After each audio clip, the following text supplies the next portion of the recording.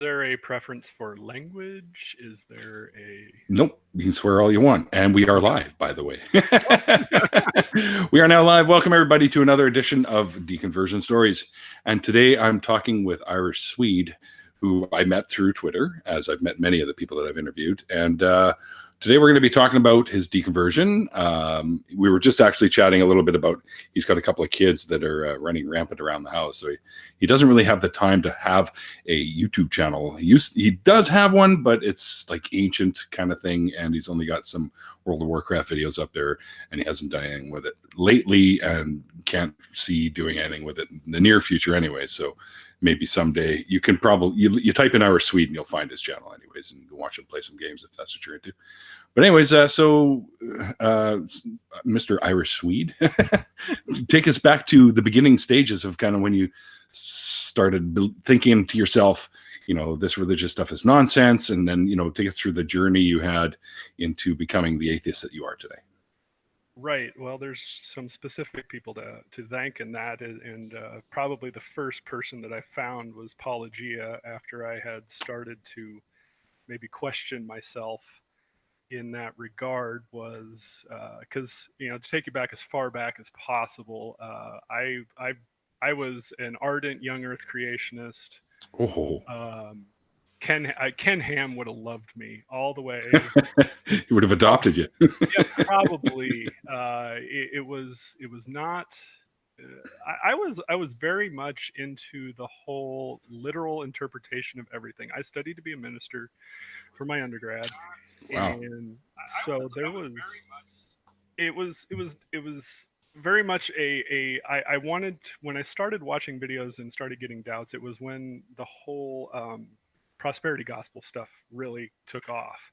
So you Mhm. would look around and you'd see Joel Osteen and that, and this whole how could people interpret things that way level of you know egomaniacal narcissistic way to pervert what I considered to be, the holy word at that time. Sure.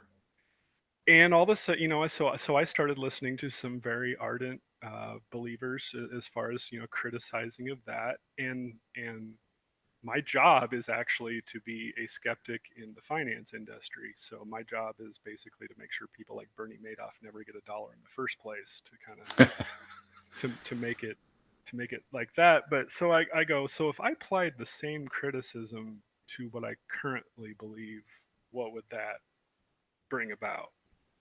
Hmm. So Um, you kind of got a little epistemological with yourself then, you could say. yeah, yeah, it was And very see the much, shirt I'm wearing today? It's yeah, the epistemology. Autographed by Anthony Magnabosco. yeah. And so Pretty damn cool. yeah, my whole world started to fall apart. So this was right about the time both my dad's parents passed away. Hmm. So great time to have a crisis of faith. They were 97 and 95, very strong in their faith. That's pretty good. Yeah, my grandfather survived 37 missions in a B-24 over Nazi Germany. Wow. Um, so if you want to talk about long odds, the fact that I'm here. Yeah. So if you want to talk to somebody who literally fought Nazis, you could have talked to him. Wow. But Good for him. If he was yeah, here, I'd thank him. so there was that whole part, and so I started watching a lot of Apologia's videos, a lot of Aaron Ra's videos, a lot of, and I guess before that I found Cosmic Skeptic, I found Rationality Rules, who I like to promote, even though there's this whole crap storm going on right now. But Mm. so I'll back away from that. I'll just leave it at that. I think he was rash with his video, but that's that. And so and it's interesting because when I was the ardent believer, I was, the male supremacist, right wing Republican, so far right that I probably could have shooken hands with Stalin on the other side if you're a horseshoe theorist. um, I was a right piece of shit cunt. So I don't mind using that word if I'm describing myself. It's okay. British people use it all the time. Yeah, yeah. Noel Plum is another one I like to watch. He likes to use that word a lot. Yeah, yeah. I haven't met Noel yet, but I've met the likes of RR and Cosmic Skeptic and Rachel Oates and stuff. Some of those Brits Yep. when I was at the Faithless Forum. So, and they're great people. They really are. And if you really want to sit down and listen to someone lecture you, you might as well get somebody with a British accent. Right? It just makes life so much easier. Easier to take too. Yeah, easier to take. It's like being killed with kindness. Oh, and sure, David Worley shows up in the chat now, and there's another Brit. So yeah, so let's see here. So I would say I finally said fuck this roughly right before my grandma went into surgery. They kind of she had a stroke during the surgery and passed Mm. away shortly after. A couple weeks later, my grandfather passed away. So you would I was going through all of this all at the same time, and it was like, oh god. And so Wow. I reached out to Apologia, and he actually spent, I would say, a good hour chatting with me. He He's didn't good have people. to. He didn't have to. You know Mm-mm. this. I know this. He could have Mm-hmm. been. I'm a big star. I don't need to. And I'm a nobody. Yeah, yeah, but he's not that way. So that really impressed me. Um, that was very much kind of my first impression of the whatever community we can call ourselves at this point in Sure. time. Um, as varied as we are politically, socially, everything else, we all still kind of hang on at least one identity. But Mm-hmm.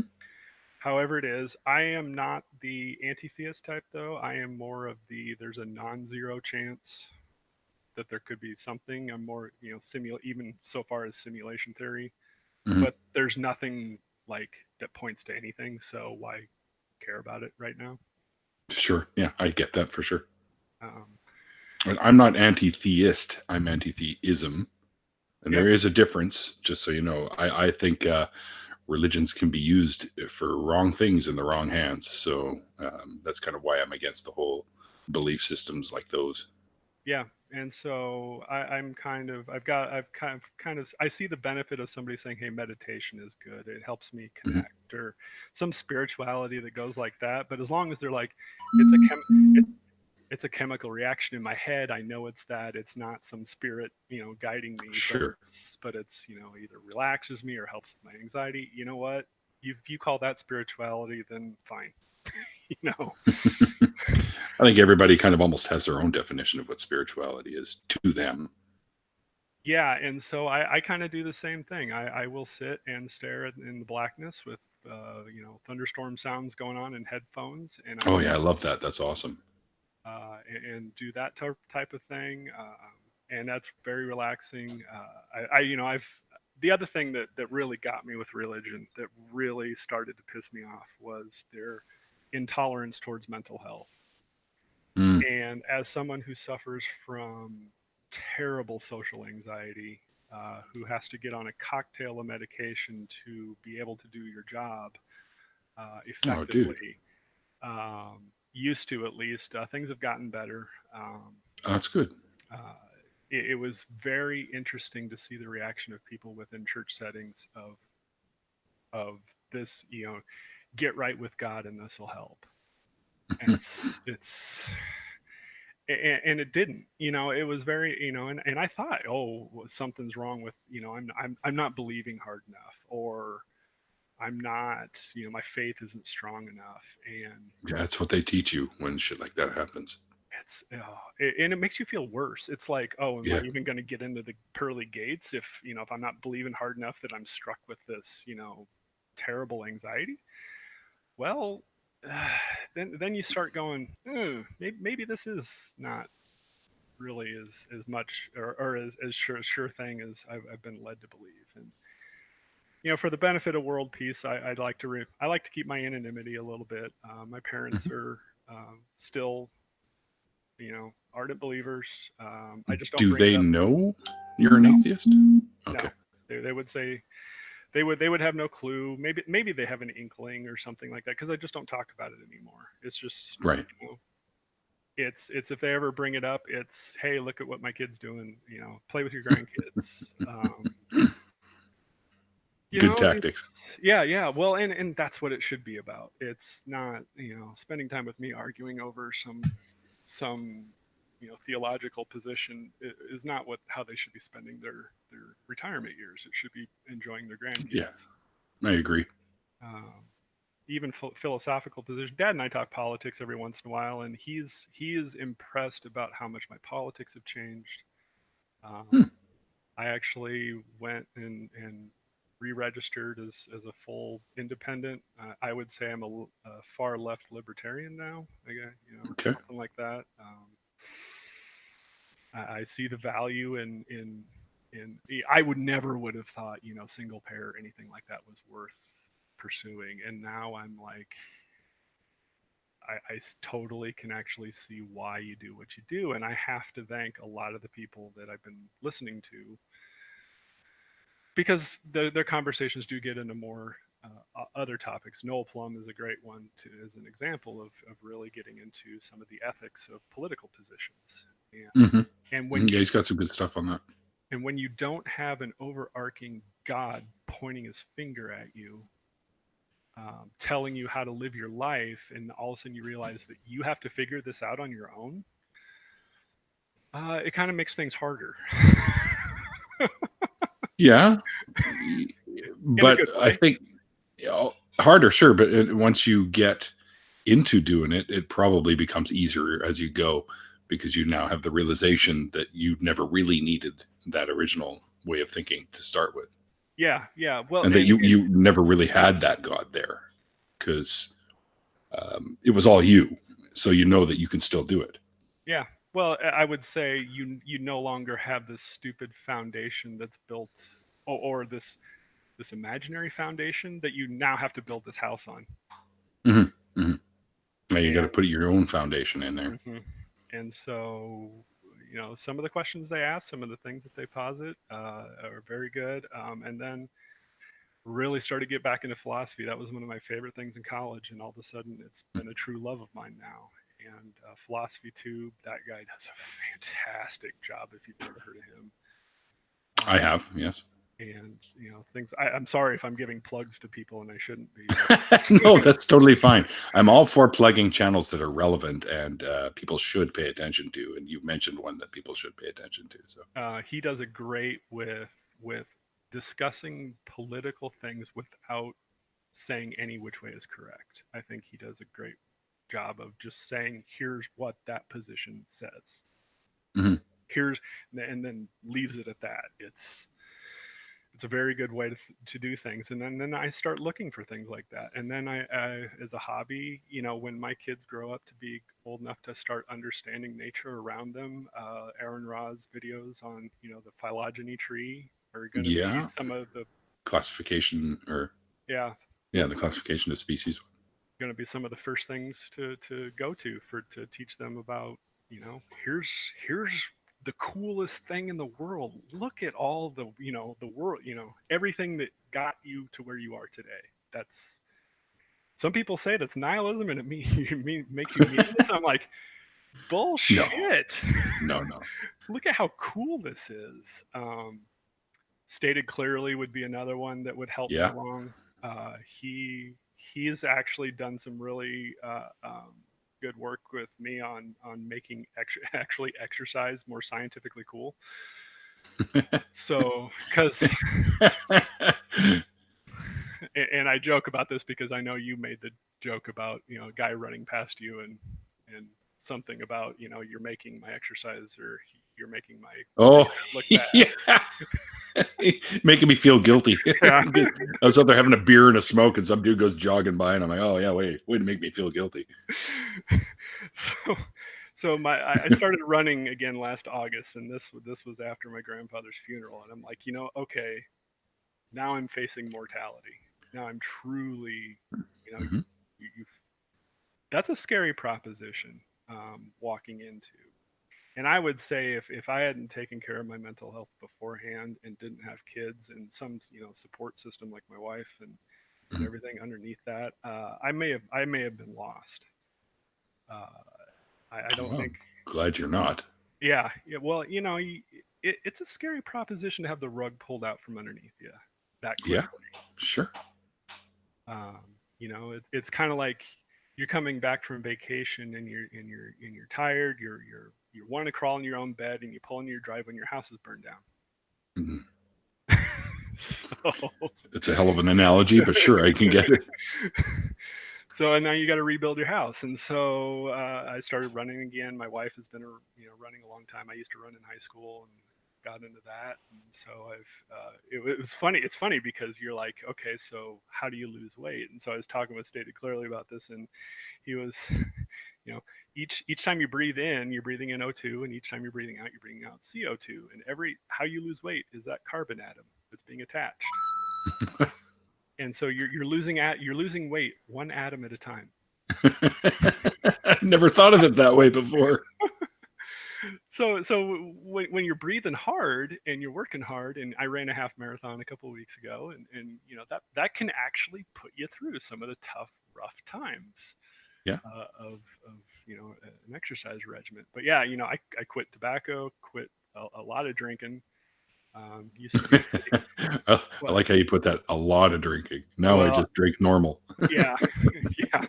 It used to be a problem. I Okay, gotcha. fully admit it used to be a problem. Now I cut that down quite a while ago. But I'm down to about one or two a week now. Oh, that's pretty good, man. I'm like one or two a day. Yeah, But that's, I have my couple of beers after work or whatever. And then on the weekends, I tend to let loose a little bit. But they, if you can control it. See, I learned that if yeah, I got past a certain point, I couldn't control it anymore. And so sure. That's why I only allow myself so many. yep. And so there's that, and my wife has been very supportive of everything. She was kind of surprised at how much of a change. She thought I was like, okay, so you're no longer Ken Ham. You're kind of more culturally Christian. There's the Logos Project where you're Christian, you still believe in evolution type of thing. And she's like, I did not expect you to go from full ardent belief to nothing. And she's Catholic. She understands. We just agree that our kids are going to be raised in such a way that they will learn about how people believe different things, and they will be led to make up their own mind. See, that is, in my books, that is the way to do it. Let them make that choice. And if they ask, the answer is the full range is open to you. If you want to be Catholic like mom, that's fine. If you want to, and nothing is an option too.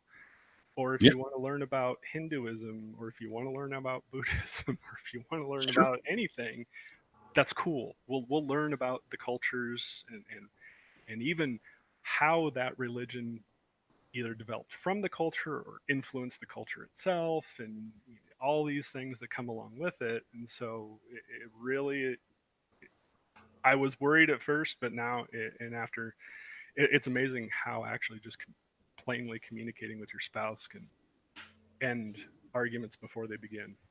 Yes, agreed. Yeah, absolutely.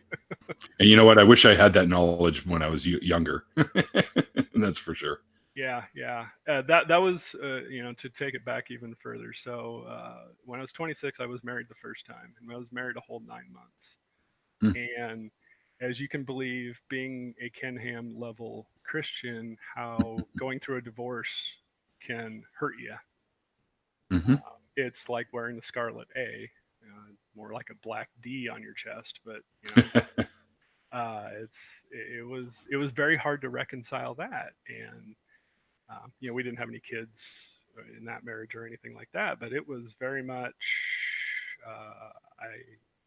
I could have lost it there, but instead I dug my heels in. Right. And I could have dug my heels in 2 years ago, but now I decided to say, if I'm going to be critical of everything that people show me, I should be critical of myself. Hmm. Actually, I think that's the best thing to do is be critical of yourself, because then you're always going to be on top of your own actions and stuff like that. So And I'm constantly criticizing things I do. So if I found that if you criticize yourself and you're totally open to criticizing yourself, when somebody else criticizes you, you don't get defensive. that's right. That's right. You still sometimes you still do. Like, if people want to talk about, Depends on the criticism. yeah, if people want to trash on Nebraska football, I'll go at them full bore. Oscars fan, huh? Yep, yep.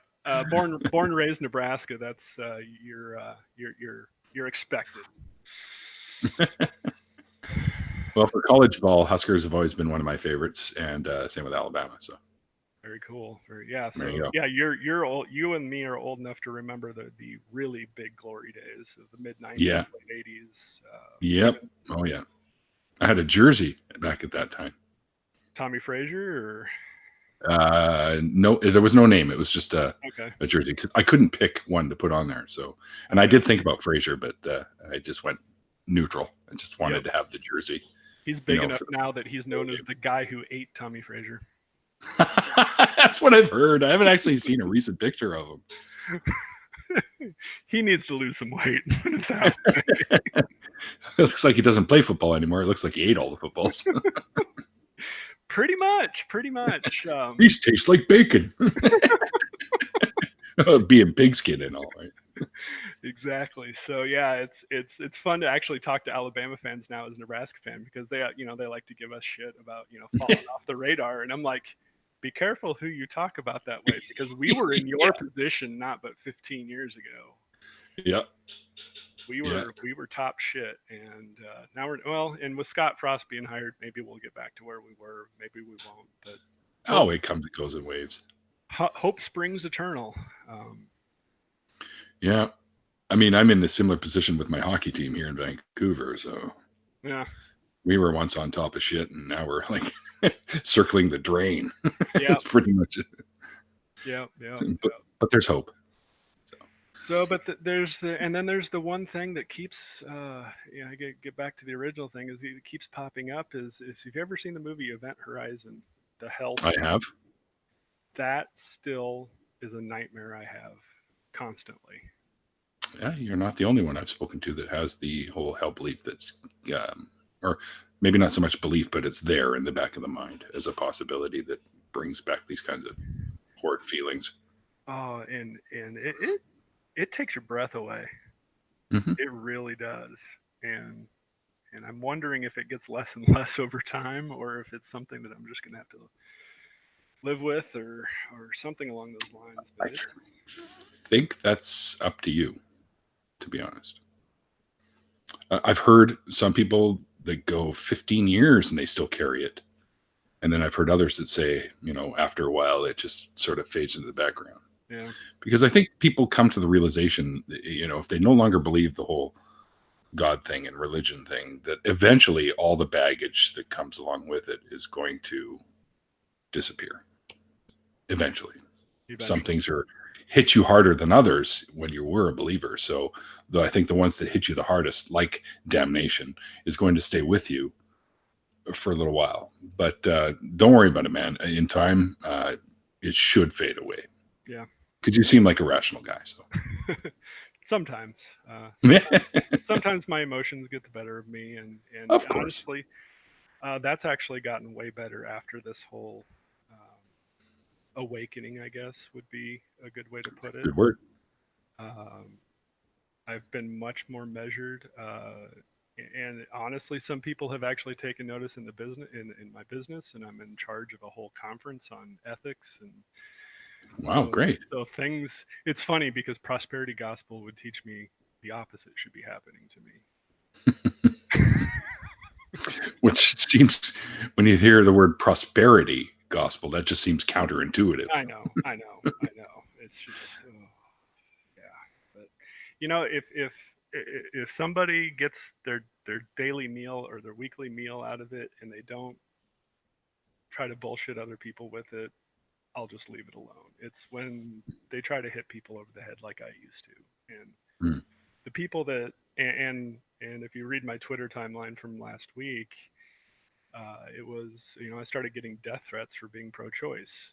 That was a change in my life, politically, of saying, personally, I would never advocate for someone to have one, but I don't believe my morals should be legislated upon other people.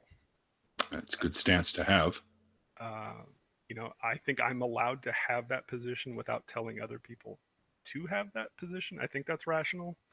Hmm. Um, but at the same time, I think, because I think Alabama is going Y'all Qaeda. Um, but I had my college roommate. I was in his wedding. He's where I was, say, 3 years ago, as far as belief. And he, said the world should be purged and you should go along with it. He said that to you. Yeah. Wow. Yep. I posted the conversation with Identities Redacted with Atheist Husker, Mm. who obviously we've connected through the Nebraska connection. But it's yeah, and so it was, yeah, he threatened to call my employer to tell them that I, basically defamation of character, Mm. um, try and get me How did fired somebody that was once your friend end up like that, though? because I didn't capitalize God when I talked to him once on Facebook, on chat, and I brought up that God wasn't exactly full of sanctity of life in the Old Testament. Hmm. And he wasn't. Yeah, no, no, absolutely not. Even if the stories aren't true, it's still written to be that way. It's very much, and he just started going off like, I'll tell him about how bad of a person you were in college. I go, I've made peace with how bad of a person I was in college. Hmm. I don't need to rehash what an asshole I was in college. I don't, and I used to believe people never changed, and now I guess I'm the poster child for that. Oh yeah, people change, man. And some people don't, I would say, and he's one of them. That's true. Uh, I don't know, and it's odd. It's like, if things are causally determined, was I kind of destined to be in the spot I'm in, or so now I'm wrestling with the whole free will question and devouring as much as I can in that. It's a fun. What's the position you hold on that one right now? You are determined to have a certain set of choices in your life at birth. So your birth lottery determines the set of choices that are available to you. And I'd go along with that. Yeah. each choice you make either nixes or opens up new choices for you to make down the road. So you are determining in a deterministic sense what is available to you the next day by what you choose today. I don't know if that makes sense, if or if I can clarify anything It with that. does. It does. And I think that that would fall for a majority of the people. But then you have people like me who were born into this world to a couple and then put up for adoption and raised completely differently from that couple, what they were. Mm-hmm. Because I was born to a Christian couple.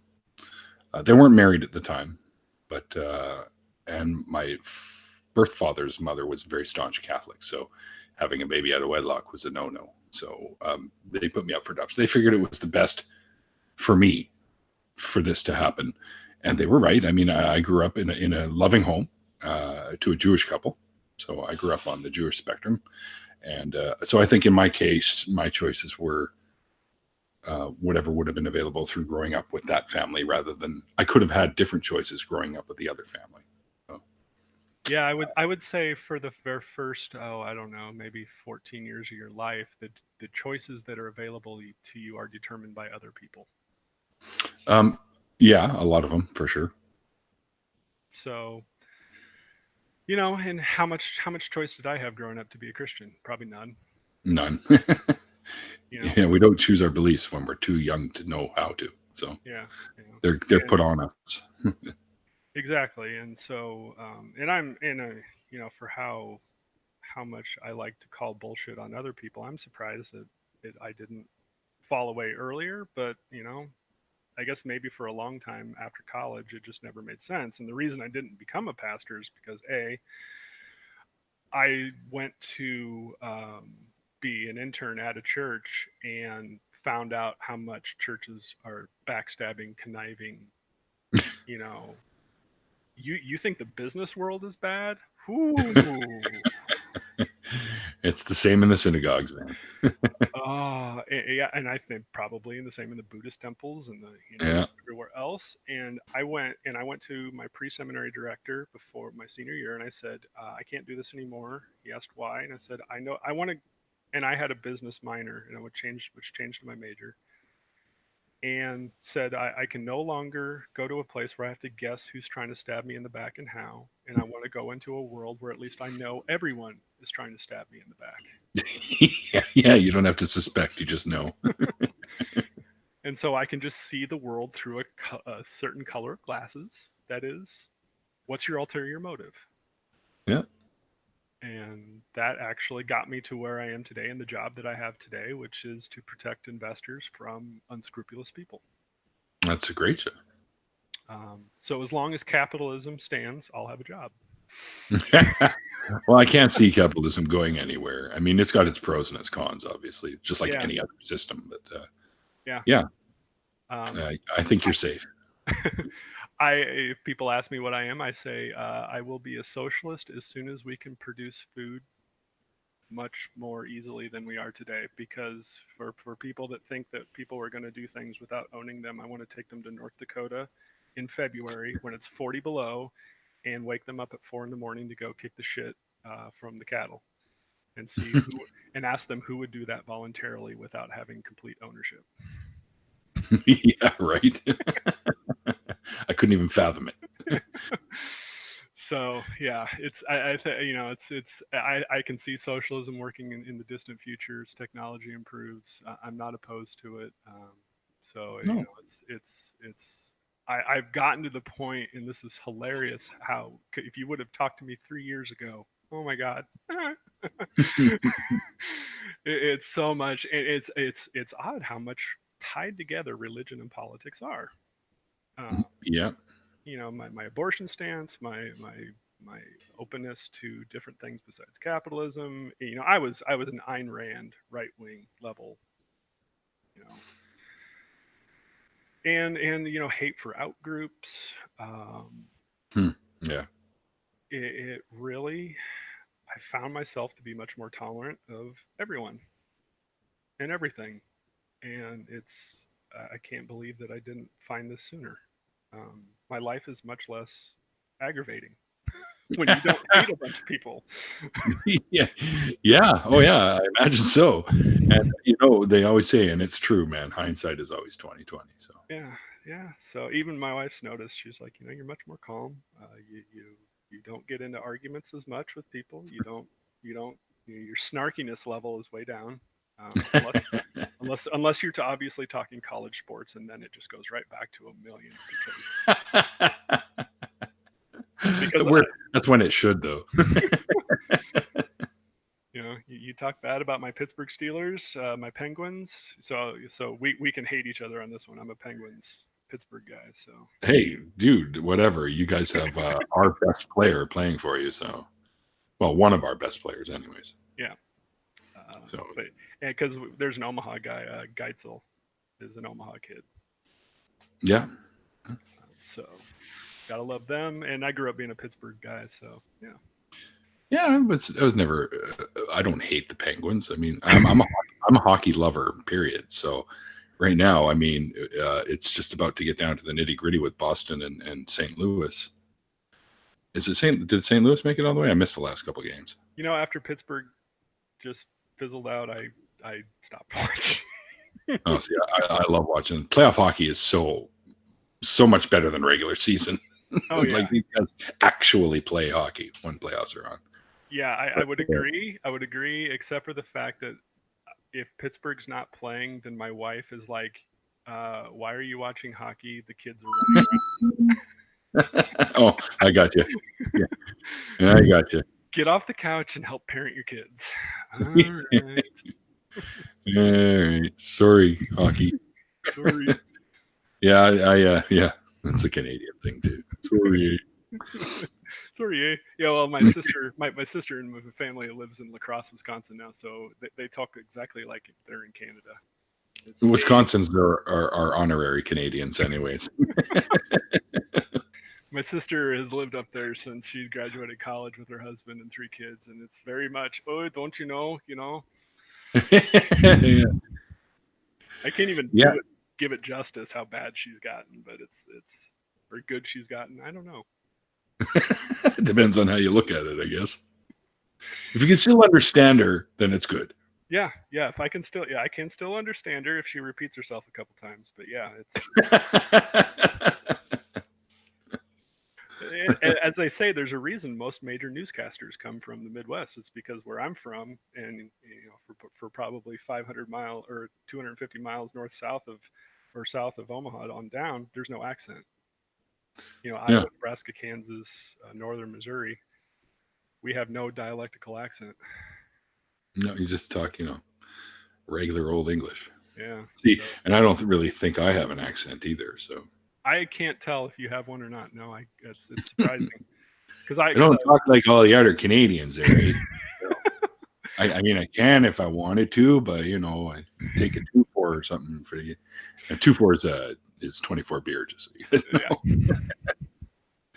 So yeah, my wife does project management for a software company out of Toronto, and she had to go to Sudbury for a project implementation once, and she was at a bar, and some guy had a tattoo, the 99 tattoo on his arm, and he got to talking to her about hockey, and she knows nothing about hockey. She doesn't care. She likes watching Pittsburgh because obviously I'm interested in it. So like a good spouse, you share interest with your spouse, Sure. and she's talking. He's like, "Hey, don't you know the 99?" she's like, "I have no idea what you're talking about." That'd be Gretzky. Come on. The greatest of all time, and I'm looking at her. So the funniest thing, when we got married, we were driving down to North Carolina for our honeymoon, and so my father-in-law played college basketball for Creighton here in Omaha, where I went to got my graduate degree, and so he's obviously very big in college basketball. They went to the NCAA tournament a couple times when he was a player. He played against Larry Bird Wow. times, and there's a picture of him dunking on Larry Bird. Nice. But so we were driving down in North Carolina, and we were going by Dean Smith Turnpike, and I go, "Hey, Dean Smith Turnpike." She looks at me like, "Who the hell is that?" Dean Smith was the legendary coach of the North Carolina Tar Heels, and so I text her dad. Your daughter doesn't know who Dean Smith is. Time to disown. Replied, "I don't have a daughter."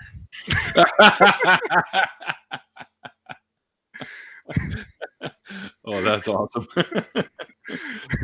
she But she sad at the same time. I think I'm going to sleep on the couch for that one though tonight. Are you getting a look already there? She may have heard me from upstairs, but yeah. Oh, okay. I felt a disturbance in the force. Yeah. Wife force. Oh, I'm in trouble. Oh, so yeah, that's kind of my story. It's quick and dirty. It was literally YouTube that killed my belief. It's amazing how technology opened up the ability to not only be critical of yourself and then have the tools to be critical of yourself, Hmm. but to find people who are genuine and actually care about the message that of humanism that they, I guess, preach. I don't know what the Breach espouse. still works. Yeah, Espouse is a better word. espouse. Yeah, Yeah. to the values that they espouse and show. And if any of you guys are out there watching or watching this in the future, I would thank you, Neil. I started listening to your deconversion stories a while ago and started Oh, hearing thanks. some similarities into my own journey into this whole thing. And I'm like, you know what? If I found this and it helped me, maybe I could. It may be a fart in the wind, but maybe my story can, help somebody else along their path. Well, I always look at it as every story can help, because through all the different stories that I've had, there are a lot of similarities and there are a lot of differences too, obviously, because everyone's experience is going to be different. But that's a good thing, because there are many, many people out there that might be similar to each one of these stories and find similarities, and they might be having doubts and they might be on the fence about what their beliefs are. And when they hear other people talk about it and how they found their way out, I consider that to be a help. So, and this sounds maybe bad saying it, but help them away from the bad belief system rather than to fall back into it. Yeah. And when people hear these stories, I think it's a good thing. So Yeah, that's I would totally agree, and I think the fact that I found, say, Apologia first, who was much more tender in how he that's handles for sure. Yes. current believers rather than finding, say, Aaron Ra first. Um, You know what? They're both great human beings. they So are, but their messages resonate to different people completely sure. differently. And I think Aaron is much better after Paul, gets you either leaning one way or the fence or not. Aaron Mm. could be that, the anti-theist push. I needed it It later pushes on. you over to the other side. Uh, Here, I'll make your decision. yeah, very much so. And so I have a lot of respect for Aaron and the work he does. If he would have a foundation set up for his phylogeny project, I would donate to it. He does, actually. Okay, well then PM me that so I can start donating. I'll see if do I have the link somewhere. I can always bug him for it, because him and I became pretty good friends while I was down there. So But yeah, I like picking things out and doing $25 a month, and I have quite a few of those now, so I'm up to like a couple $100 a month going out in charity. But yeah, me too. Doctors Without Borders is my It's favorite. a great one. That's a great one. So it's been an interesting ride. It's been a very interesting ride, and I would say for all of you that have helped those around to find their way, uh, personally, thank you. You can probably have your down days and feel like Mhm. you're not reaching anyone. Couldn't be further from the truth. Uh, I appreciate that, and it's I'm sure it's the other people you mentioned would too, for sure.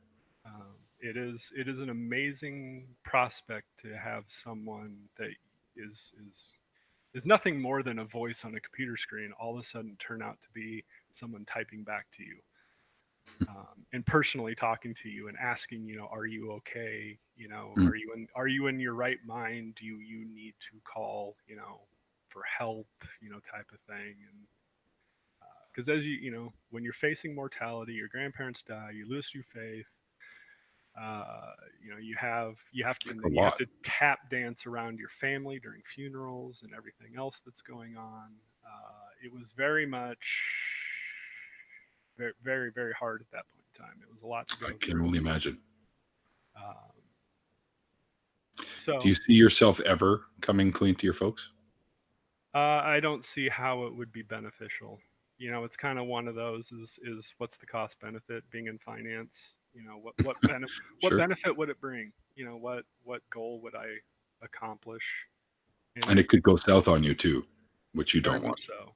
And I don't want to sour a relationship that doesn't need to be soured. Right. Um, there are hills to die on. I don't think that's one. Mm. That's a good analogy. You never know, though. They might pick up on it after a while, and they might start questioning you about it. And And if that's the case, do you? There may be a big discussion involved there. So yeah, if that happens, man, I wish you well in that. thanks. I think my dad has probably picked up on more of it than my mom. My mom's pretty oblivious to to things. My dad, I don't think cares. I think he wants to see his grandkids. I think he wants to see his Yes. son. I think he beyond that. If I don't want to be a dick about it, to and be the what is it, the teenager who just read Nietzsche walking around making fun of religious people.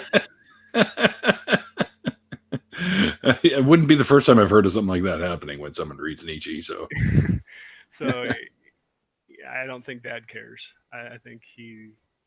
Um, my argument always is, and bless her heart, S.J. Thomason will never Oh, answer this to me, but I constantly ask her. I go, if your child does not make it to heaven, is it still heaven?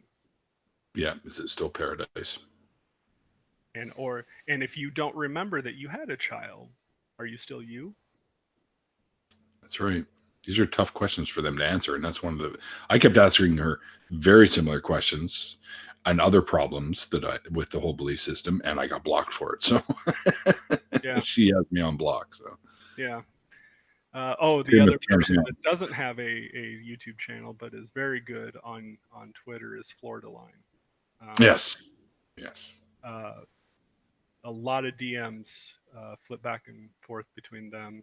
I don't know how they identify, so I'm just going to say them. Never Mm, asked. It's never come up. mm.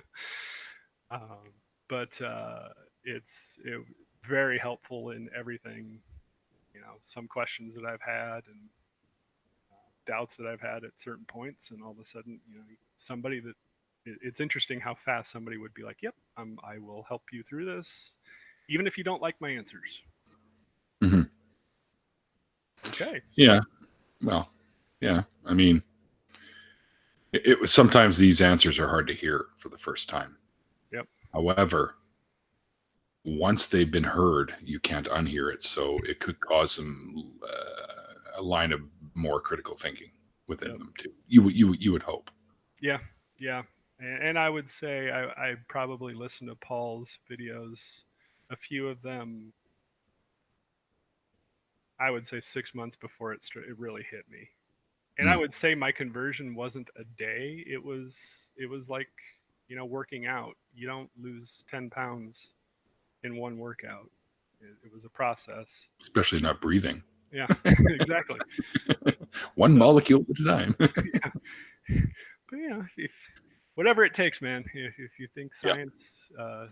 science can help you work out, then more power to you. And Thunderfoot was actually one of the ones that I started listening to really early on because he Me likes too. to he likes to bag on, you know, inventions that are shit. Yeah. He's so good at it too. It's so It- funny. He makes yeah, it amusing. if he would get away from the socio-political stuff, he'd be perfect. I Yeah. think he gets himself into trouble sometimes, especially with the Gamergate Oh yeah. and bullshit like that. But you know, as far as the He brings science it on stuff, himself, man. oh yeah. But the science stuff, man, he is so good. Yeah. Well, he's a scientist, so that goes without saying. Yep, yep. So, and yeah, not yeah, I hear you. I've watched a few of your videos too. I got to give you credit. I just, Not just not just one of the first people that I got engaged with. Engaged. That sounds like we got married, but anyways, that hey, I engaged with when I first hit the Twitter YouTube thing as an atheist. Because yeah. I'd been one beforehand, but I had my gaming channel that I used to run, which was all about Ah, yeah, with all the Yu-Gi-Oh stuff. Because my ex-wife's kids ah, got me hooked on that game, so and I still play it. I'm yeah, right now. I'm trying to build a Cyber Dragon deck. So yeah. One. Speaking of gaming, one thing that I thought that I found that I was a bigger fan of the Diablo side of religion, the gaming, you know, with the angels and demons, and you know the fantasy and dragons hmm. and all of that. That was really cool, you know, to think about Mm. as far as the stories. And I thought, you know, thinking back, it's like that's probably more of what I was attracted to than anything else. Yeah, I used to love playing games too, like computer games and stuff. And I do too now, and I can't wait till, you know, my kids are old enough to indulge along with Oh yeah, um, yeah. Teach them all your tricks.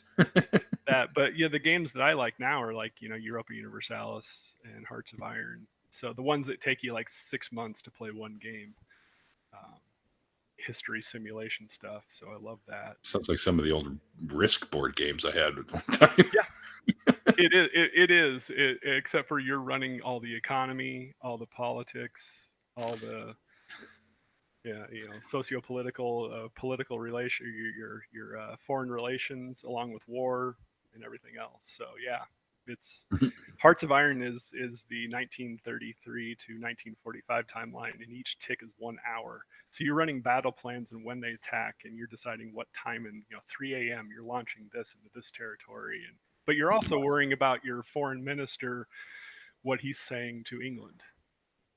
So it's everything, all the way from the top level all the way down to the minutia. So you'll sit down and you'll play for like 3 hours, and you've gotten through 2 hours of game time. Like it's 2 ticks.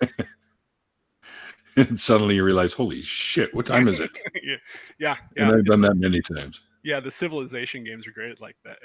Civs are, yeah, I love those ones.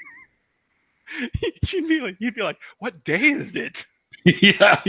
Wait, I was supposed to be at work 4 hours ago. What the fuck? I did. I got fired from one job because of that. Did you? Yep. I've never been fired from a job from it, but yeah, I mean, even fuck, dude, I would sit up all night and playing like Mario Kart even. Yeah. And lo and behold, I couldn't even beat not Cosmic Skeptic, genetically modified Skeptic. That bastard beat me 7 out of 8 games. I go, geez, dude. He goes, let's do it. I got the emulator for the computer. Let's play it. And I'm like, I haven't played in like 8-10 years. He goes, that's okay. I haven't played in like 8-10 days. I'm like, what? So you're gonna kick my ass? And I still talk smack, but he kicked my ass 7 out of 8 times. GMO Skeptic is a great one that I like to talk to because my family has been involved in the ag business for forever. So somebody that can help me advocate for science as far as what it comes to agriculture, and not in fear, in facts, not fear, because you get the organic people or the GMOs are going to kill you or whatever it is, and Roundup is bad and all these other things. It's like, without Roundup and Roundup ready crops, we'd all be starving. Yeah, I don't think people really understand what GMOs are. So yeah, none of them really want to look at the science either. So yeah, we grew up in a farm family, and farm families kind of we had to understand. Yeah, of course. So it was cool. It was, and I had a very loving family upbringing. I will give them all the credit in the world for that. Me too. I mean, there were bad times, of course, but I think everyone goes through those. Yep. And I have enjoyed every advantage this world has to offer. I was born in the United States. I'm white Caucasian male. Yeah. Yeah. I'm not going to deny that we pretty much had privileged lifetimes. Yeah. And which is why I try to help others as much as I can now. Yeah. Because of that. And it actually took me falling away from the Christian faith to actually fully appreciate that. Well, it's good. I think it's great that you did, because you from what I can gather through just getting to know you through Twitter, seeing your tweets, and now actually getting to talk to you, you're a great human being. So, well, I appreciate it. My wife thinks so too, and that's what matters. That's the wife and the family. That's the one thing that matters the most is their opinions of you. What's the phrase? I wake up every day trying to be the person that my son thinks I am. Yeah. So, or be. We don't have a dog yet. We will as soon as we get a fence around our backyard. but be the man your dog thinks you are. Yeah, I don't have a dog either, but my roommate's got a cat, so. And he likes me, so I guess don't be the person your cat thinks you are.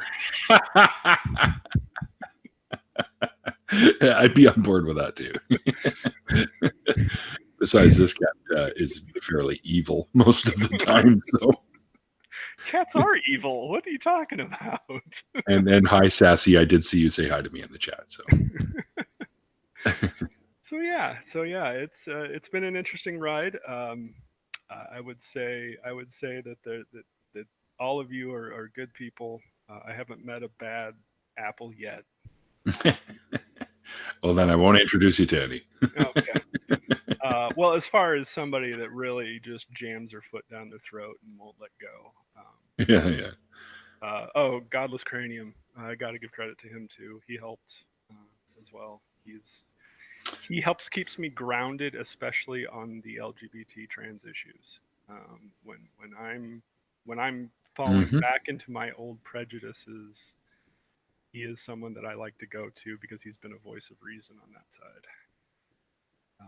He So has, for sure.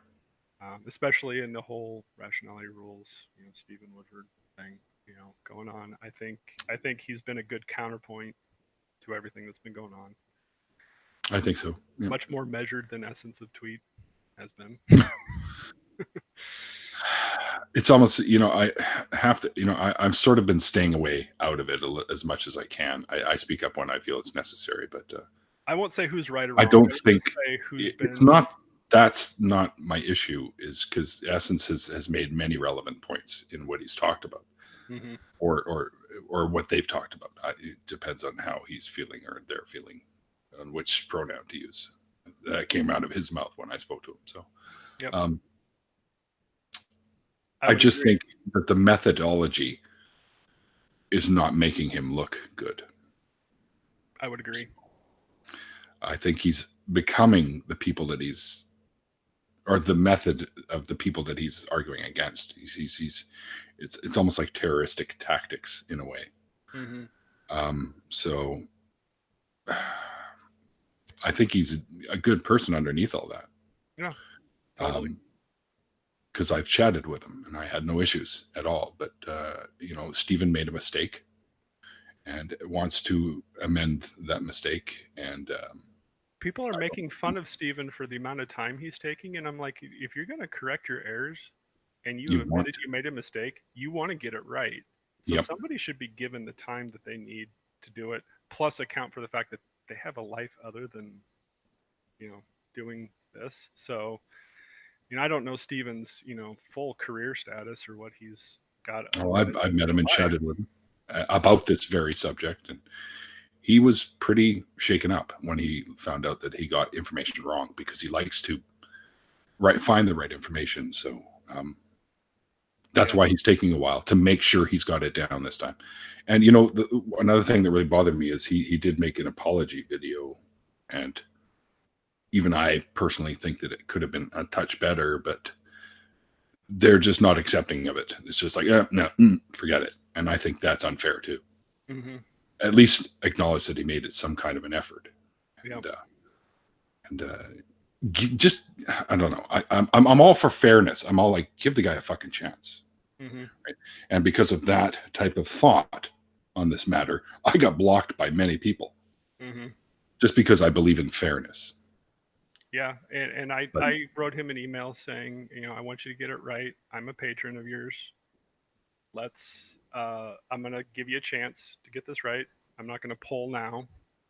mm, I'm not gonna pull the money I'm giving you now. But if you get it right, then I'll no harm, no foul. If you get it wrong again, then I'll have to consider my sport. mhm, right. And Yeah, I support Stephen as well. So. it's And Godless Cranium, by the way. By the way, I don't know if you know this, but the music in his outro is my music. nice. Nice. Yeah. I am not musically talented at all. I have none whatsoever, which is odd because I'm very good at math. And I heard those two things are linked. But I am tone deaf. As they say, I have a face for radio and a voice for silent So, movies. I've never heard that one, but I've often been told I have a face for radio. So Your voice is very much a radio voice, so I'll put it that way. yeah, I've been told that as well, including DJs that I know from local radio stations too. They said, dude, you should have been doing this too." And I'm like, "Oh, I hear that, but I ended up going to fucking film school, never did anything with that, and ended up in the environmental sector as a fucking analytical chemist." So there you go. Very But cool. I have, because I have a love of nature, and I wanted to ultimately do something to at least do my part to help protect it. So Yeah. that's what I do. And I keep poisons out of the ecosystem. Yep. That's what I Yep. do. We are funding venture capital wise. Let's see how I can talk about this without giving it away. We are funding a new method of fracking that takes waste the wastewater is going to be able to be salvaged instead of just gone for good. Very good. Very good. So a There was a lot of separation. that going on. Yeah, you'll be able to salvage half of the gallons of water that are used. It's more than what they first thought was possible. So that's fantastic. Well, right now it's zero. Yes, I So, know. and I'm a big fan of the oil industry on the smaller scale because I see what they're doing every day and actually what the environmental steps that they're taking every day. I don't think that this whole demonizing of people who are drilling for resources to fuel the economies that we enjoy. Say what you want about that, that's fine, but these people are not actively trying to destroy the environment. They are Mm, looking for ways not only to do it better, but to do it safer because they hate paying for insurance premiums as much as the rest of us. And that's a huge portion of their bill.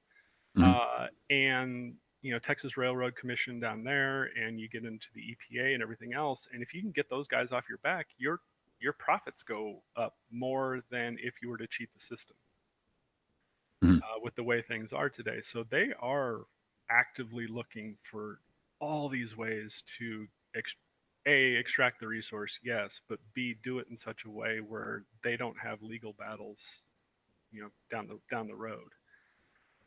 Right. It's I don't think they get now they don't deserve a ton of credit because they are hurting they are providing us a way to that hurts the environment, but at the same time it's there's a need and we aren't switching to electric cars tomorrow.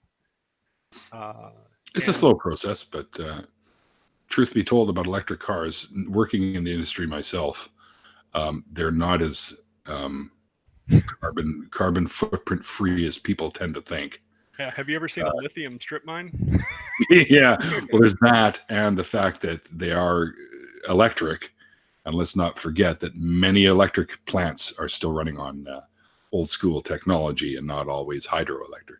Oh yeah. So there's still pollution being put out there just to charge your vehicles. So, Well, there's still a lot of coal plants here in the but United it's a States. step. Yes, I know, and more were opened thanks to Trump. Um, The but fact the still, fact that we aren't giving them money to convert them to natural gas to like cut emissions by like 75% is just mhm, asinine, you know. I know, absolutely. Natural gas is also a decent option for a vehicle as well. Yeah. 'Cause I hate to take it, I hate to tell you guys this, but oil will never go anywhere because it will still be used for a lubricant.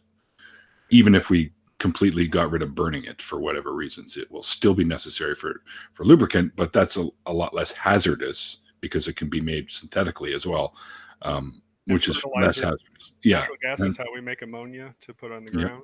Uh, Yep. so plastics, medicine, petroleum Yep. is used in medicine all over the place.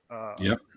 There's a good book, and I wish I could find it again, but it was all the uses for petroleum and corn, and you put those two together, and it's like 98% of everything we use.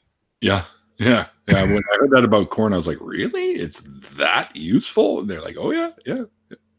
It's like, wow, awesome. Yeah. We Yeah, have some products at work that are made from corn byproducts, which yeah, is just hilarious. yeah. I Plastic. never thought of There's a plant here in Omaha that makes plastic out of corn. that. There you go. So Which is probably better than the petroleum version. I yeah, don't know. it degrades in 5 years. Yeah. So it's far better for the ecosystem for sure. Yep. And apparently, most plastics are going to be turning that corner at some point. So most of our plastics, I think they said at least by the year 2030, I think they said it might about 70% of our plastics will be based in corn and Yep. not petroleum anymore. So Yep. that's good. You know, we're making little steps, but you get governments like the one you guys have down there right now that's trying to fucking put a Mhm. stop to that shit. We got to stop allowing those kinds of people in positions of power, man. It's at one point I joked and said this is what we deserve, and I go, Mm. no, no one deserves this. No, nobody deserves that. But um, what can we do? and Vote the fucker out. yeah, That's well, what we can do. that's the thing is we have this faction that is growing here in the states, and I live in the reddest of red states. Like 80% vote Republican in the state. However, I think Nebraska actually does it the best, along with Maine. We are one of two states that do this. Each in electoral college, each of our voters votes with the district, not the state as a whole.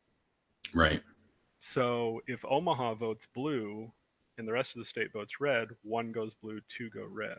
And I think that would vastly improve our current system while still preserving what is currently in the Constitution. Yeah, it Because sounds like it would. Yeah. to change the Electoral College would fundamentally change our Constitution, which is very hard to change by Yeah. design. And I like the fact that it's by design, but at the same time, I don't think enough people are looking outside of the box. They're like, scrap the whole thing. Well, no. What can you do with the infrastructure that we have that would probably actually be better?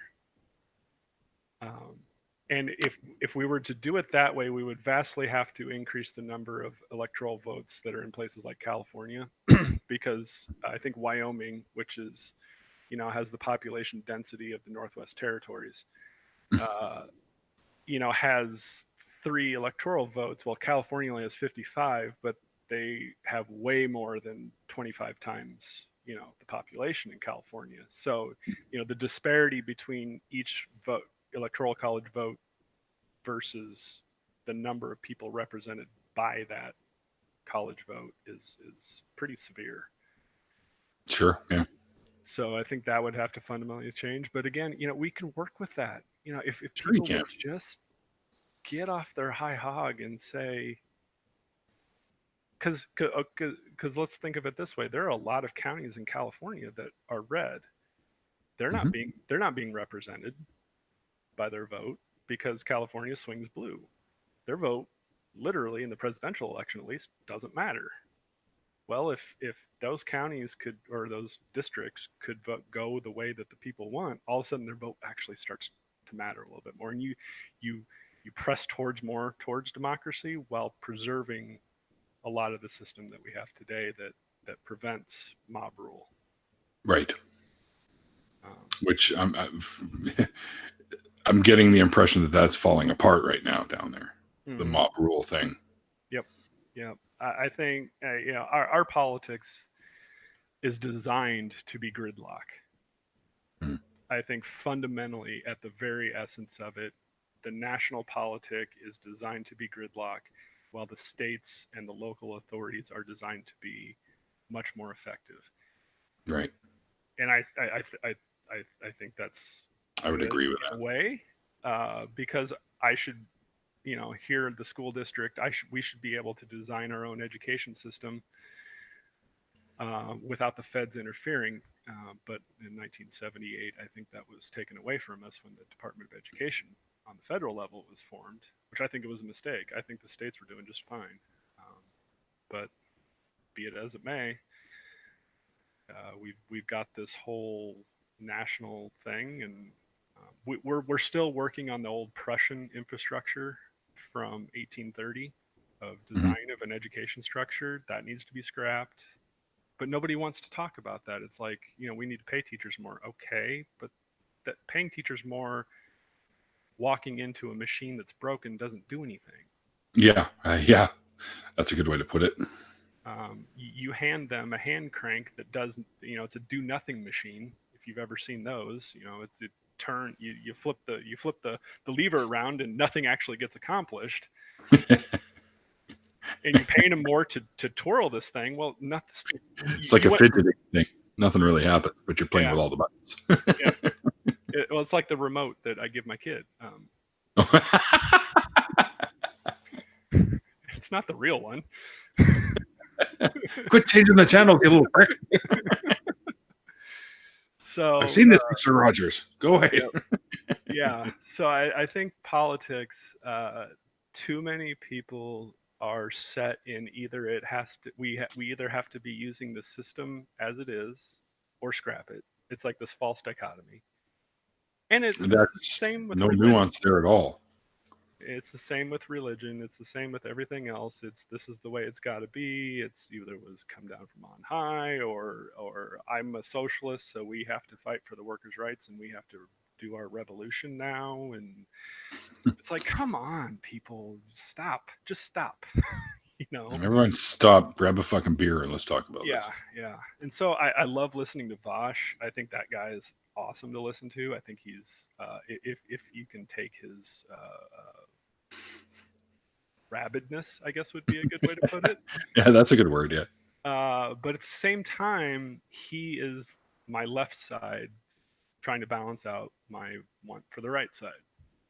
And I think while I'm not a everything is in the middle, everything in moderation type of person, but I that's the type of person I need for me Mm, to be able to see, okay, this is what the left believes. I'm hearing it from them. Um, mhm. I think Paula Gia, I think, said it best. I don't go to an atheist to talk about what Christians believe. Right. Um, I don't go to a Christian to talk about what atheists believe. Yep. And so he was the first one I found when I was sought out. Okay, what is this whole, I'm doubting. What does this mean? And the same thing, it's left. I got to go to an actual leftist to figure out what they're trying to say. And it's not as bad as the right made it out to be. Holy shit, who would have Oh, of thought? course not. And Well, most, there are extremists. There are extremists oh, on both sides. There are even extremists in the center. oh So yeah. you just have to figure out who's the most level-headed out of each end of the spectrum. Yeah, but but it's the right takes that one guy, the one African American with the T-shirt that says "Kill all whites" and makes him Mm. the The poster picture, boy. the Yeah. poster boy of the entire left, and you're like, what? Yeah. There is no way that that is the poster boy, but that works for the political discourse that we have in Sensationalism. the country. It's dishonest sensationalism. So I think it's for me in the United States. I think we have a real problem of how to actually educate yourself on what the other person wants Yeah. and the goals of the other person. Yeah. It's not easy to do, but it can be done. So I've been, I never would have done this before, but we have several local people here, that are state. We have a unicameral here. We're one of the few states. I think we're the only state. Yeah, the only state with a unicameral. We don't have Senate and House. We have one. Mm. And but talking to them and like, if I were to present, if I want to come talk to you about scrapping our education system in such a way that we could go to say, because the current day Prussians don't even use the education system they designed that we use. They don't Nope. even use it anymore. That ought to tell you something. If the people that created it scrapped it, what does that say? Yeah, exactly. So what can we do to better our education? Well, let's go look at who scrapped what we use today and see what they're doing. If the Finns are so good, what are they doing? Hmm. um, that They we have a could great system. translate. Yeah, that we could translate to ours. Now, not everything translates perfectly. We get No. it. But what can we? This is not school where copying tests gets you kicked out. This is copying tests makes you better. So let's go copy their homework. Well, during the time that you're copying, you're actually writing these words down, so they are sinking in to some degree, right? So Yeah, you are but learning, sort of. but yeah, it's let's go over to Germany and copy their homework for what they did with their education system. Let's go to Finland. Let's go to wherever else. Even go to Spain. I don't even know how good their education system is, but there's I probably couldn't one or imagine. two things that they're doing that's got to be good. Oh, I love flamenco music. Does that count? Awesome. Um, I'm right now with one of our with the representative for my district. I've been advocating adding intro to philosophy for seniors to be able to graduate. Hmm. Yeah, Even just philosophy has its uses, that's for sure. even just learning Aristotle and Plato, getting the Mhm. base, and then and even if you left it at that, that would be a heck of an improvement over logic thinking as to where people are today. Oh, So, if you just how to criticize yourself, how to criticize other people's, what they're saying. yeah, yeah. Yeah, there's a right way and a wrong way. Right? Yeah. Definitely. Yeah, we talked a little bit about that earlier too. Just a quick little shout out to Duke Bonanza, who's in the chat. His son graduated tonight, so he's a proud daddy. Well, Hey, congratulations, Duke. That's fantastic news. high school, college. I believe high school. Ah, very awesome. Yep, I'm At least I don't 15. ever remember him talking about his son being in college. So Okay. Yeah, I'm 15 years away from that. So yeah, yeah. Well, yours are just little ones, so yeah, you got lots of shit ahead of you. I'm almost.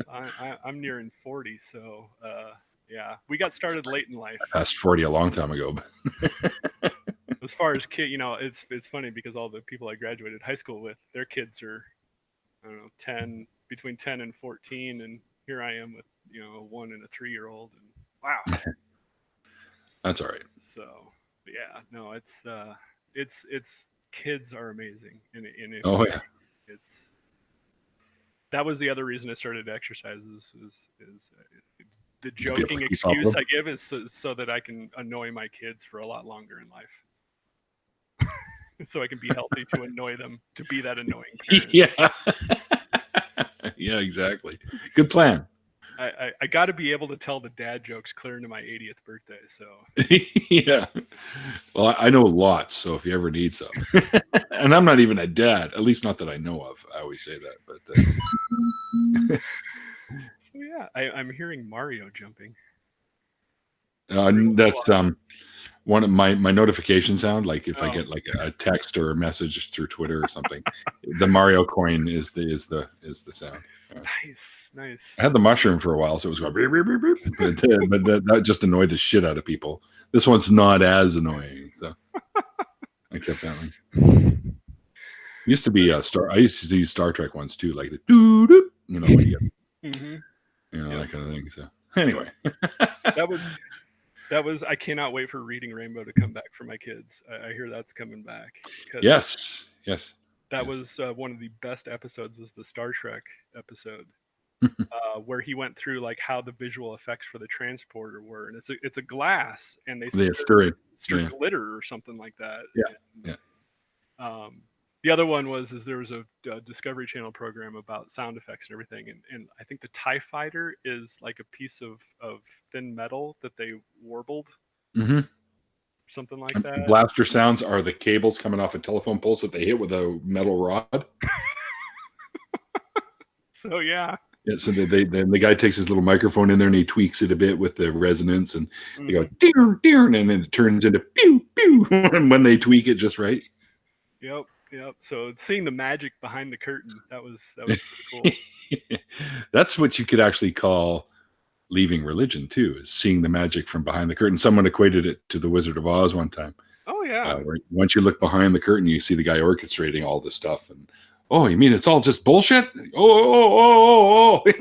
Like they got nailed doing it too, right? Well, that was one of the things, and I'm so thankful for Aaron's education pieces that he does, because I had no idea what evolution was. I didn't take biology in college.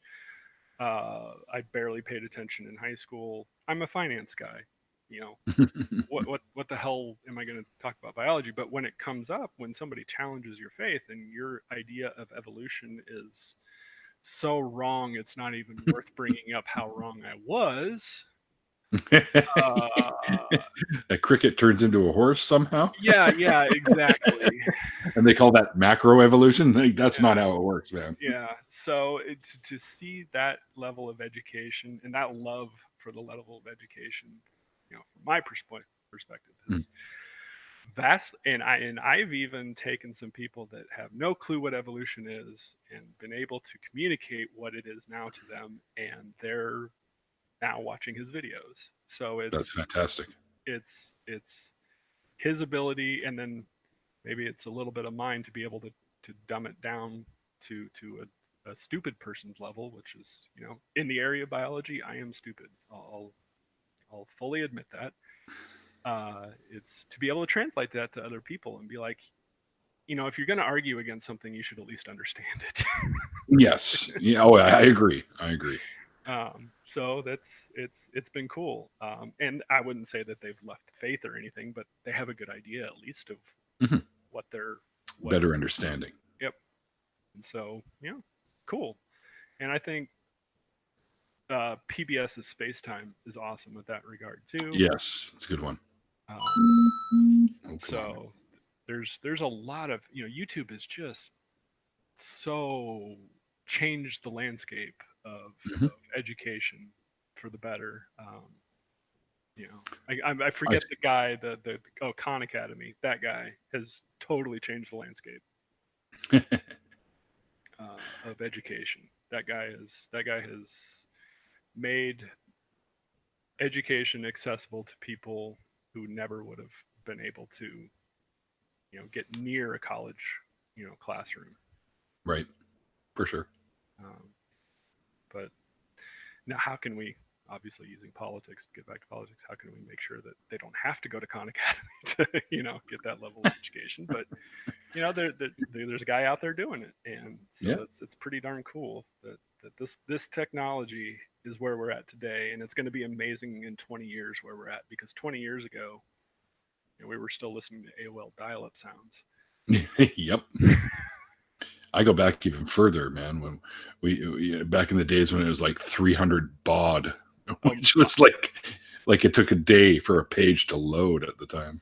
Yeah, my first was a 2400. So Mm.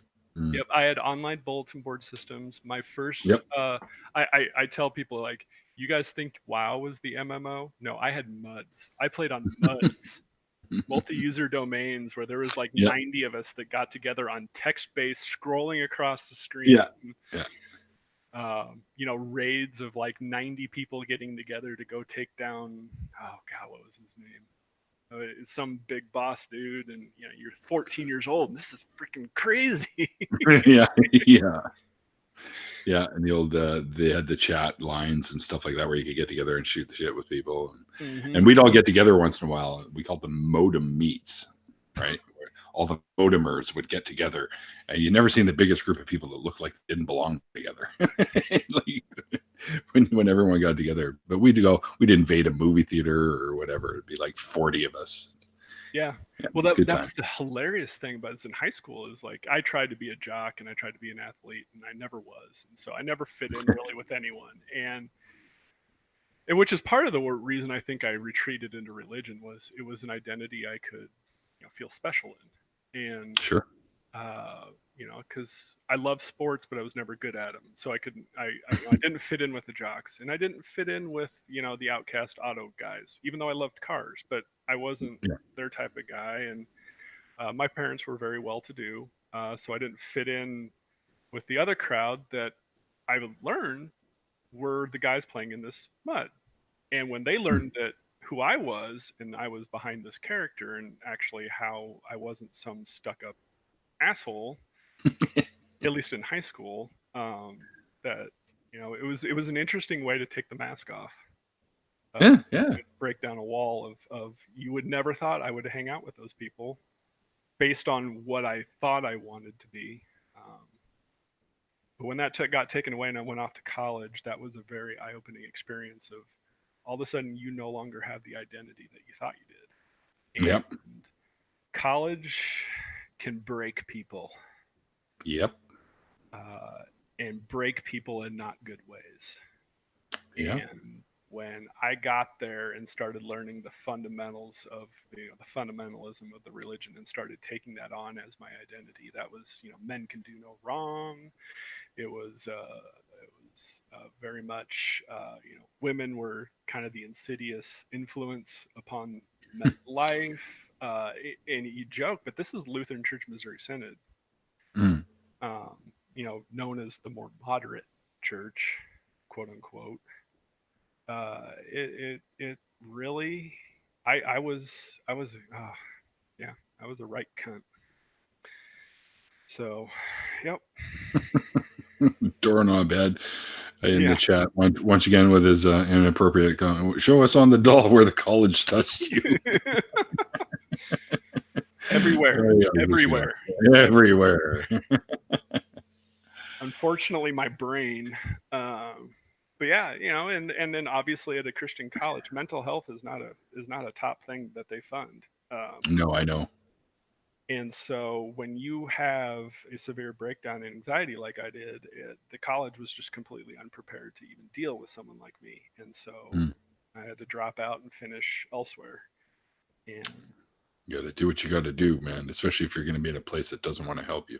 yeah, so, I graduated luckily with a 2.01, my business degree. Uh, Kind of floundered for a while and then met my wife who, and this is another one of those things where I happen to, her dad is very influential with Creighton University and got into their master's program, even though my grades were absolute crap, and I think the fact that I was now by marriage related to one of their biggest donors Mm. um, is the reason I got in. But it's part of life, I guess, at this point. Yeah, but once you're in there, if you demonstrated to them that you could at least earn it, then I'm sure they were fine with it. Obviously, Graduated graduated yeah, with a 3.5, and not that bad. was, yeah, yeah. And it's a top 10 schools for the degree program I'm in, so, or was in, so it's That's a great. hell of a thing. And again, I was privileged. I know you never would have caught me saying that, you know, years At ago. least you recognize that, and you don't let it make you a bad human being, right? Yeah, So you share that privilege if you can with others that aren't as privileged, is what I try to do too. So yeah, and that there is a foundation out there, but they don't have anything to do in Omaha. But there is, if any of you out there are financially, literate, there's several foundations that try to do workshops in larger cities for people. Typically poor people are very illiterate when it comes to basic finance, home mm, finance, personal finance, and to do workshops for these people, because I get that the working poor exists, and I'm not part of that group, and I have no idea what the challenges they go through every day are. But if you could help them some semblance of how to get better deals, how to, for your cable bill, that some people don't recognize, you can call them every 6 months and get the, new customer deal if you complain the mm. right way. Just little things here to save here and there, to make your life a little bit easier financially. That's a lot of stress that I don't know that they're under, that to help them out. So there's so many ways that I don't think people realize how well educated they are in certain areas that they could go out and help other people as well. Um, Mm. Finance is one of those things that not a lot of people who are educated recognize that they are, and there's a lot of Dunning Kruger in this as well. Oh, I'm really good with my finances, and then you go over to their house, and they're living very well off of debt. It's Yeah, yeah, and so and then you try to, you don't want anybody taking their model and running with it, but it's how can, there's a lot of people that need a lot of help in so many ways, and sometimes it gets overwhelming. yeah. Absolutely. I mean, that's something that finances can be overwhelming just in general, right? Like people Hmm. you either have enough or you don't, and it's like, what do you got to worry about health issues? You got to worry about having a roof over your head. There's everything plays into it, right? So Yeah. it can be very stressful. Yeah, and I did live at a time where I, had the choice of pay rent or the electric bill or this or that. But I don't Yeah, say that I was in a bad position because my parents were always there to back me up. That yeah. having that It's always nice to have that. is not, I was not under the same stress of somebody that didn't have that. Fully Right, recognize that. for sure. Yeah, me too. Because So, ultimately, I tried not to depend on my parents as much as possible, but there were some times when there was just no other choice. yep, I went grocery shopping And at my believe me, parents' house. yeah, believe me, my dad would always let me know. Say, "Oh, I'll loan you the money," but and then there's a list of stipulations to follow that, right? So Yep, yep, yep. anyway, Dad would say, "We'll write you a check, but you need to kind of come out here and mow the lawn and do this, that." yeah, yeah, So or yeah, it was, it was, we'll wash my give you the car. money. but you're going to do this. Yeah. Okay. You have to earn it, sort of thing. Mm-hmm. Yeah, my dad usually made me pay half back and then pay half the other half, with doing chores for him or whatever. But anyway, cool. Well, my friend, we've gone well past my usual hour. Very but cool. That's fine, because I've very much enjoyed our conversation, and I just wanted to thank you very much for sharing what you did with us, because I know you were mentioning before that you didn't want to reveal too much about who you were, just because of your certain situation. Yep. And I always respect that of the people that I talk to. If they want to come out, they can. If they don't, if they want to remain sort of their identity still remain because of family issues, then that's also fine, and I'll always respect that. But just to hear what you went through is, to find your way free of it is always what I look for, and I hopefully it helps others as well. So thank you for doing that. It's the whole point, is maybe somebody else needs an encouraging word. Yeah, exactly. And there's many of them out there. I mean, the non-religious now take up 1/7 of the Earth's population, so we're on a good start here. Yep. Well, I appreciate everything that you do, and well, thank you. Been a lovely conversation, and feel free to you and anyone else in the chat to knock me down if I get a little arrogant on Twitter. Oh, they will. Don't you worry. They're really good at that. If you ever having a large ego, just get on Twitter. That'll take care of that. Yeah, that'll make you feel small again. I try not to be egotistical. It doesn't always work. Sometimes it comes across as an arrogant prick, but c'est la vie, right? Oh, French. I live in Canada, so it's okay. But anyways, I was an exchange student in Montpellier-Chambord. Oh, very nice. France. So yeah, I know no French now, but at least enough to order food at a restaurant, right? Yeah. Poutine. No, it's gonna be pho. Just give me the pho. Yeah. Give me the Vietnamese. Yeah, I love the pho, man. We got one around the road, and I'm there like all the time. I love their curry ones. I love their super spicy ones. It's so good. Anyway, all right, everyone. Thank you for tuning in and hanging out with Irish Swede and myself today. Unfortunately, there's no after party today because I am off to a birthday party. It's my friend Benner's birthday today. He's turning 32. Yeah, I have friends of all ages, by the way. So anyway, technically his birthday's on Tuesday, but we're throwing him a little steak and seafood party tonight. So gonna go have some steaks and seafood and some beers and party up with my friend. And for any one of you that are watching that are on the fence with the deconversion thing, I hope this story helped you a little bit. I also have some helpful links down below in the description. If you ever need to talk to people, there are professionals out there that can help you. So anyways, guys, thanks again for watching and hanging out with us. And thanks again to you, Irish Swede, for hanging out with me today. And as I always say at the end of these things, guys, as the late, great Christopher Hitchens once said, they call it faith because it's not knowledge. And we'll see you guys next time.